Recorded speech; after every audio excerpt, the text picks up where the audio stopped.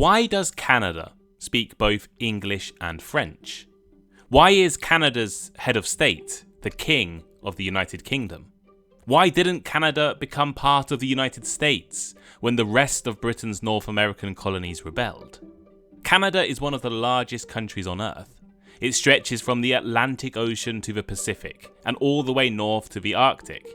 It has one of the world's wealthiest economies, consistently ranks among the best places to live, and is often seen as one of the most multicultural societies in the world.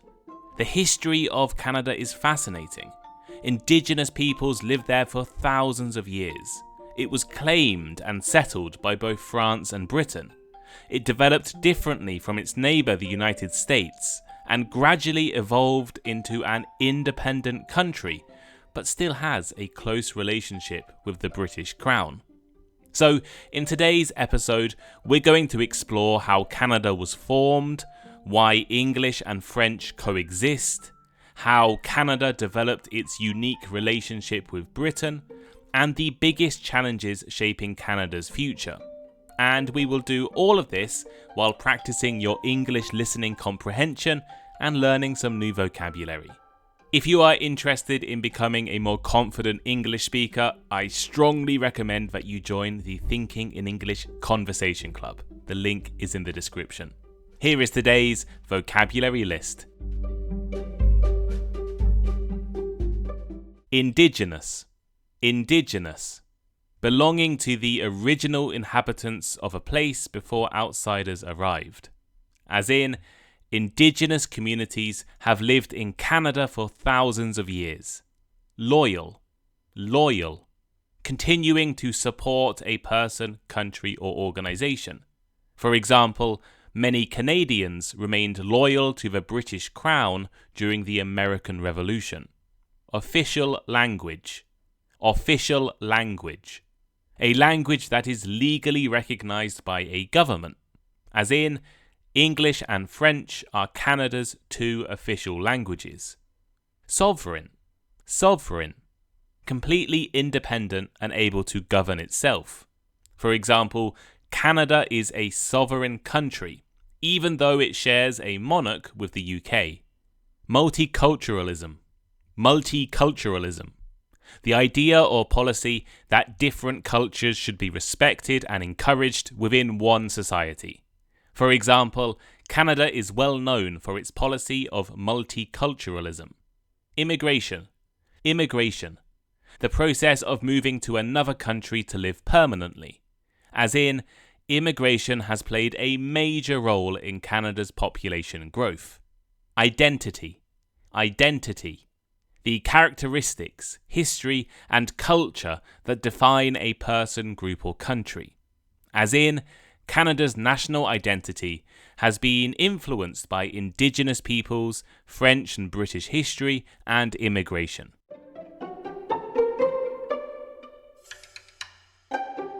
Who was living in Canada before the Europeans arrived? For thousands of years before any European ships crossed the Atlantic, the land we now call Canada was already home to people. Today, Indigenous peoples in Canada are generally grouped into three categories: First Nations, Inuit, and the Métis. The First Nations include hundreds of different nations spread across southern Canada. They spoke dozens of languages and lived in many different ways depending on their environment. On the Pacific coast, some communities relied on fishing and built wooden longhouses. Across the Great Plains, some nations followed the migration of the bison. In the eastern forests, some farmed crops like corn or beans and squash, and they also hunted and traded. Further north lived the Inuit, whose communities adapted to perhaps the harshest environment on Earth, the Arctic Circle. Instead of farming, the Inuit needed to depend on hunting. They hunted seals and whales and caribou. They also fished in the ocean. The Métis are different. They emerged later, during the period of European colonization. The Métis are a group of people which have both Indigenous and European ancestry, particularly French ancestry. Over time, they have made their own language called Michif. I probably pronounced that wrong. These peoples, these indigenous peoples, were not primitive societies, isolated societies. They were connected. They had trade routes that stretched for thousands of kilometers. This is a really important point because older history books often describe Europeans as discovering North America. But from the perspective of the people living there already, there was nothing to discover. However, the encounter, the meeting between indigenous peoples and European explorers changed the Americas forever.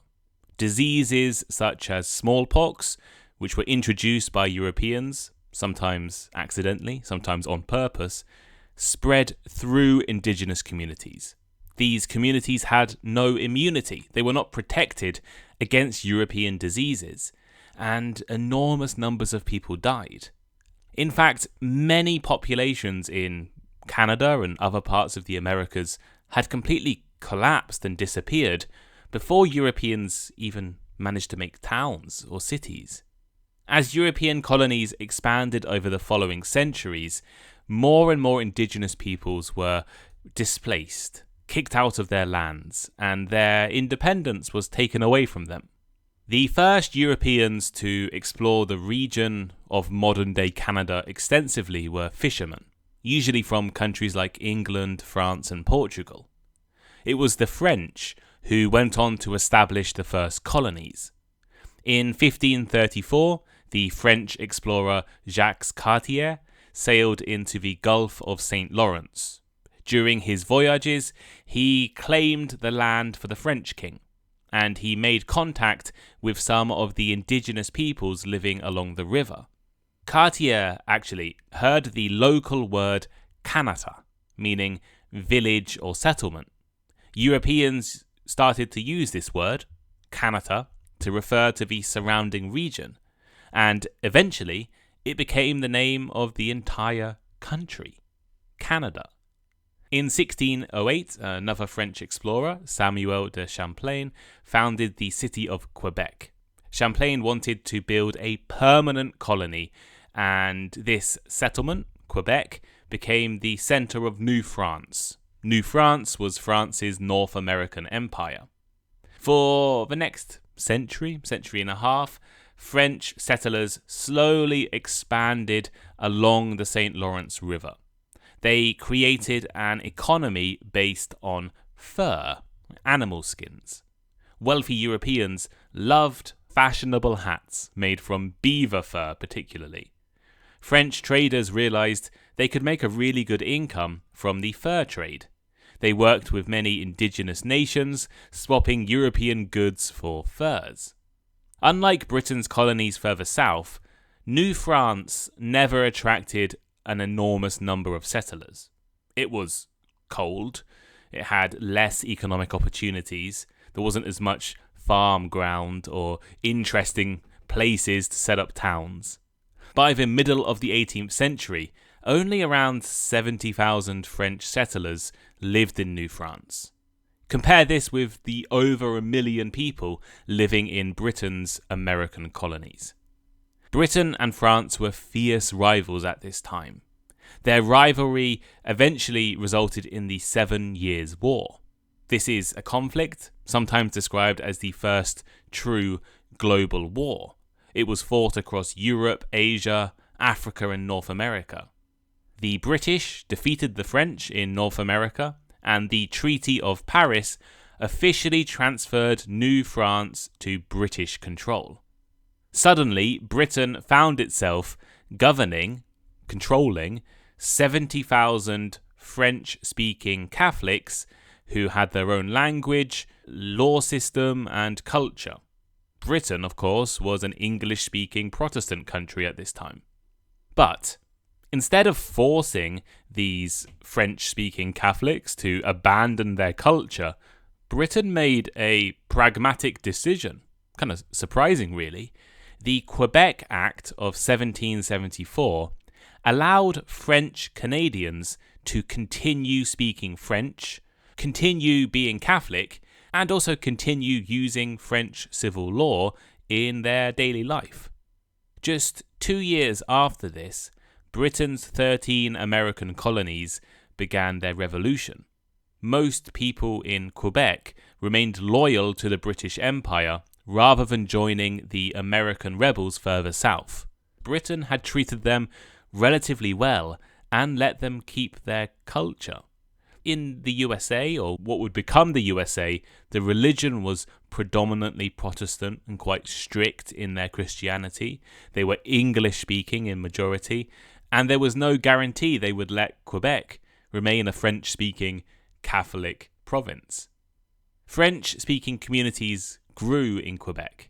Today, around 1 in 5 Canadians speak French as their first language, and Quebec remains one of the largest French-speaking places anywhere in the world. Quebec has a unique variety of French that has developed separately from the language spoken in modern France. Let's go back to the end of the 7 Years' War. Britain had defeated France and taken control of New France. The population there was still mostly French-speaking, especially along the St. Lawrence River. So how did English eventually become the dominant language across Canada? Well, just over 10 years after Britain conquered New France, the American Revolution broke out in Britain's North American colonies. In 1776, 13 British colonies declared their independence. They were arguing that they should no longer be ruled by Britain. After years of fighting, the rebels succeeded. They created the United States of America. You can listen to my episode about this that I released at the beginning of July, maybe 3 or 4 weeks ago. But not everyone living in the new United States supported the revolution. Many people there remained loyal to the British Crown. Once the US became independent, those loyal people decided to leave the new United States, and many of these people headed north. Tens of thousands of English-speaking Loyalists, people loyal to Britain, settled in other parts of British North America. They particularly moved to what is now Ontario, New Brunswick, and Nova Scotia. So this meant there were now large English-speaking communities living alongside French-speaking Canadians. Britain also encouraged further immigration from the British Isles. Throughout the 19th century, people arrived from England, Scotland, Ireland, and Wales. One of the most significant migrations came during the Irish potato famine of the 1840s.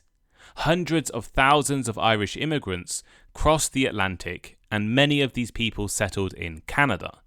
Canada's population was really diverse, especially by the standards of the time. There were the Indigenous nations, who still had a large amount of territory. There were French-speaking Canadians, who were the descendants of the settlers of New France, and there were the English-speaking communities from across Britain, and also an increasing number of immigrants from other parts of Europe too. Rather than forcing everyone to adopt a single language or culture, Canada gradually recognized that multiple cultures could exist in one place. They recognized that both English and French could be used as languages. And today, both English and French are the official languages of Canada at the federal level. That means Canadians have the right to communicate with the federal government, the national government, in either language, and their official documents, like passports or parliamentary debates, are available in both languages. This doesn't mean Canada is fully bilingual or everyone in Canada is bilingual. Quebec is overwhelmingly French-speaking, and protecting the French language is a really big part of Quebec's identity. Quebec has introduced laws to ensure that French is the dominant language in schools, businesses, and public life. Most other provinces are primarily English-speaking, although there might be French-speaking communities. New Brunswick is Canada's only officially bilingual province, where English and French have equal legal status.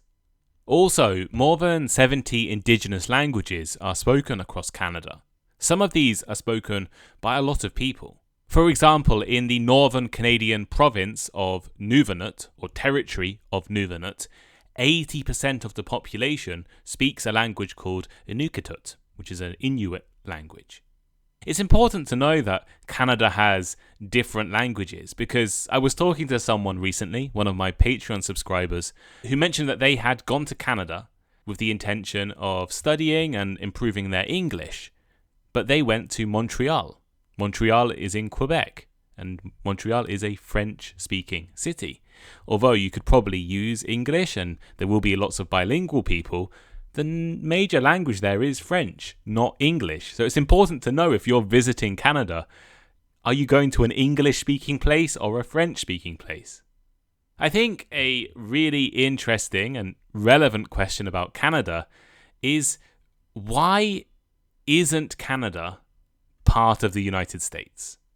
Trump has made comments about Canada becoming part of the US in the past, the 51st state. But why isn't it already? They share the world's longest international border. The two countries have similar cultures, similar economies, and similar histories. They were both former British colonies. So why are they not one country? Well, as I mentioned earlier, thousands of Loyalists fled the United States because they supported Britain.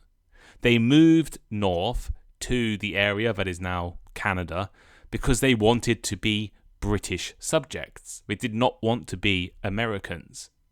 French-speaking Canadians also had their own reasons for staying loyal. The American revolutionaries were English-speaking Protestants. French Canadians were not convinced that joining the revolution would be good for them, whereas Britain had promised they could continue being Catholic and speaking French. In 1775, American forces invaded Quebec. The aim was to take control of the province of Quebec and persuade French Canadians to join the revolution. The invasion failed, and Canada stayed British. 40 years later was the War of 1812. The United States declared war on Britain, and one of its major goals was invading British North America. Some politicians in the US believed that conquering Canada would be easy. But they were wrong. British soldiers and the Canadian militia resisted invasion. For over 2 years they continued fighting, but no one achieved a clear victory. Peace was finally agreed in 1814, and the border since then has remained almost exactly the same. The War of 1812 became a really important moment in Canadian history because it was a demonstration that British North America was not the United States and would never be part of the United States. Canada wasn't an independent country though. Canada was still governed by Britain. And actually, Canada wasn't really Canada. It was a set of provinces and colonies stretched across North America. Over the 19th century, that began to change. Britain gradually gave colonies more freedom to govern themselves, and then some different problems encouraged provinces and colonies to work together. One problem was the railways. They wanted to build railways across Canada, and this required colonies working together. There were also concerns about whether the US was going to try and invade again after the Civil War in the middle of the 19th century. In 1867, 4 colonies, Ontario, Quebec, Nova Scotia, and New Brunswick, joined together to form the Dominion of Canada. This moment is known as Confederation. Although Canada was part of the British Empire, it now had its own parliament and could govern itself in almost all domestic matters. Over the following decades, more provinces and territories joined the Federation. These are the territories in the north and in the west of the country. Even after Confederation, though, Britain still had some power over parts of Canadian life and the Canadian government. Canada signed the Statute of Westminster in 1931, which gave it almost complete independence legally from Britain. Then in 1982, Canada took the final constitutional step by taking the British Constitution and moving it into Canada. From 1982 onwards, the British Parliament no longer had any authority to make laws for Canada. Canada was now in control of its constitution. But Canada still has a king, and their king is King Charles, the same king as the United Kingdom has. When a new government is formed in Canada, the Prime Minister is invited to form a government by the Governor General, who is the representative of the king. Canadian passports mention the king. New members of Parliament swear an oath to the king, and some Canadian money has the king's portrait on. There is something important here, though. The king of the United Kingdom is not the king of Canada. The king of the United Kingdom is also the king of Canada. He has separate jobs. When King Charles III performs his duties in Britain, he is the king of the United Kingdom.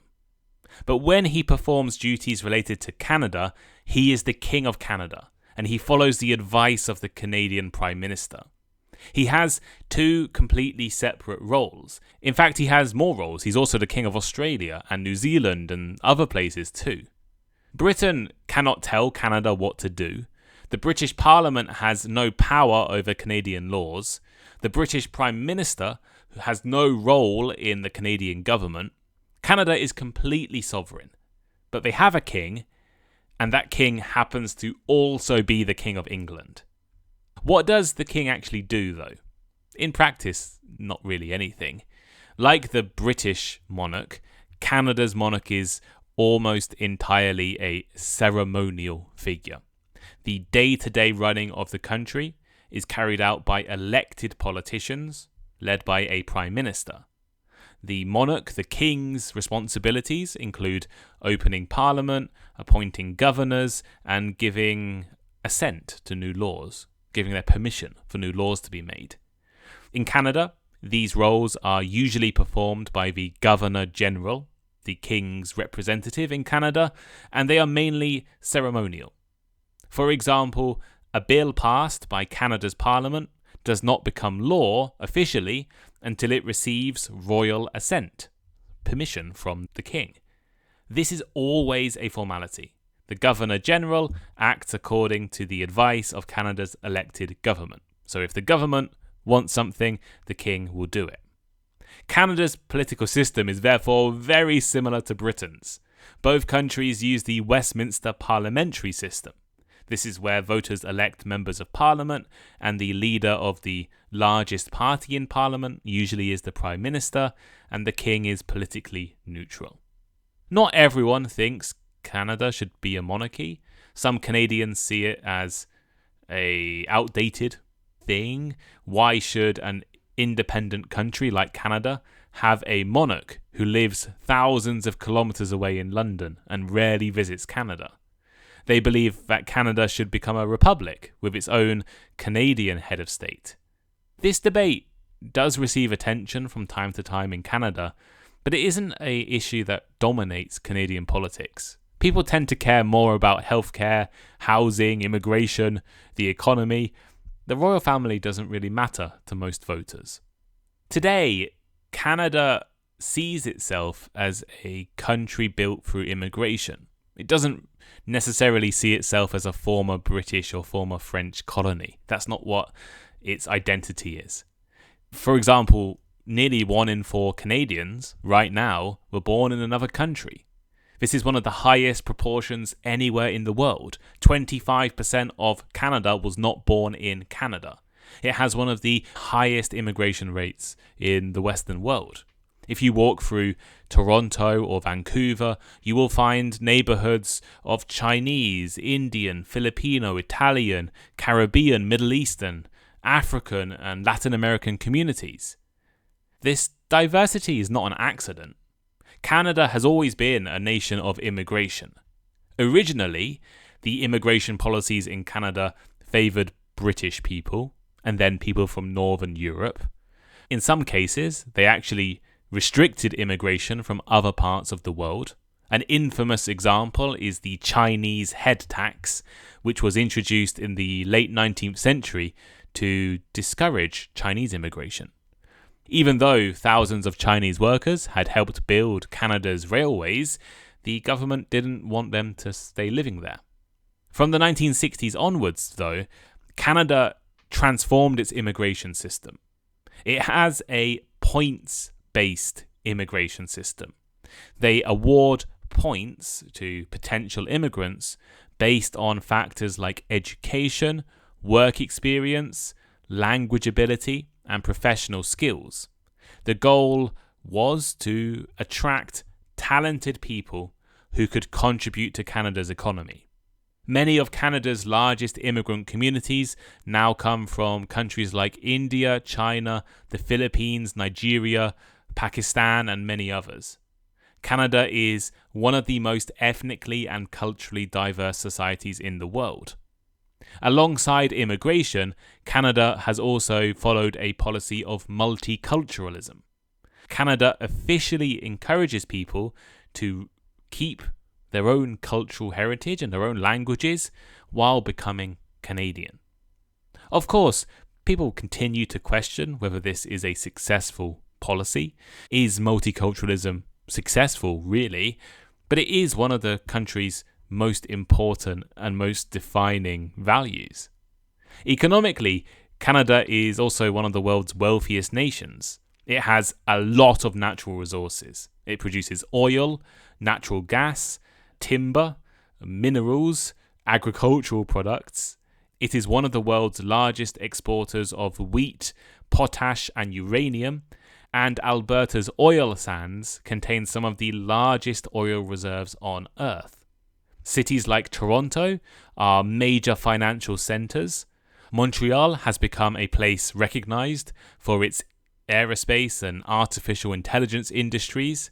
Vancouver is a place of technology and film production and international trade with Asia.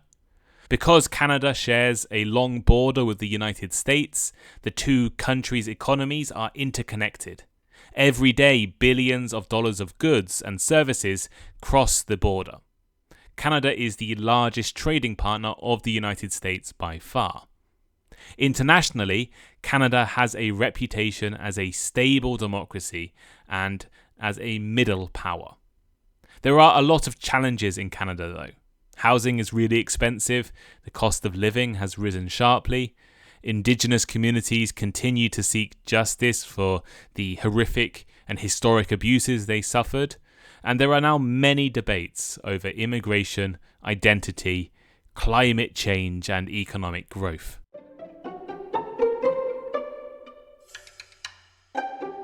So here is today's final thought. What might Canada look like in another 50 years? One possibility is that it becomes even more diverse. Canada's population will keep growing, largely because of immigration. But whether Canada will be successful depends on if it can build enough homes, schools, infrastructure to support population growth. Immigration has definitely been one of Canada's strengths, but it can only continue being a strength if Canada can offer a high quality of life to everyone. Climate change will also really influence Canada's future. It's one of the world's largest countries and has really been affected by climate change already. Temperatures are rising, there are more wildfires, changing weather patterns. Canada also has the Arctic, which could really change due to climate change. Another important question is about what it means to be Canada. For much of its history, Canada has defined itself through its relationship with France and Britain, and now maybe perhaps with the United States. Modern Canada is Indigenous, it is French speaking, it is English speaking, it's multicultural, it is a country of immigration from almost every place on earth, Canada's identity is not based on a single history or a single language or a single ethnicity. It is the idea that many different identities can exist within the same country. Can this continue? Can Canada continue protecting French while also having English as its main language?